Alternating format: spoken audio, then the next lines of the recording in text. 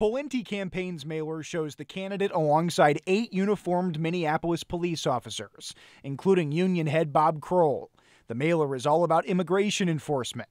Pawlenty is quoted as saying, "I'll put enforcing our laws and protecting taxpayers and families above political correctness." If you ask Kroll, his union members can endorse candidates as they please. We have the ability to get our message out, and we believe Tim Pawlenty is the law and order candidate. But some in City Hall are troubled by this image. Well, I had a number of constituents reach out to me and express concern about the use of taxpayer resources in this political ad. Councilmember Andrew Johnson says he's troubled that officers appeared in an ad that contradicts the department's ordinance on immigration.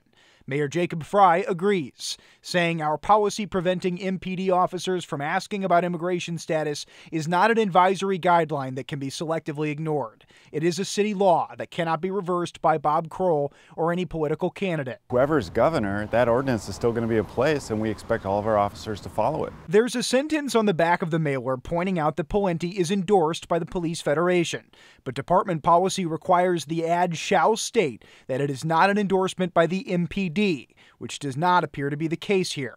Kroll says he has assured the chief that any future ad will include a stronger disclaimer, but he's not backing down from this one. The mailers were out. We can't take those back, but they clearly say it's endorsed by the Police Officers Federation of Minneapolis, and this is nothing new. We've endorsed candidates on both sides of the aisle for many, many years. Police Chief Arradondo released a statement today clarifying that MPD does not endorse political candidates. Meanwhile, the mayor's office wants any online images with Pawlenty and the police union to include those stronger disclaimers. We asked the Pawlenty campaign about that tonight, but they didn't respond to our specific questions about that. Carla, back to you. Excellent reporting. Thank you so much, Danny.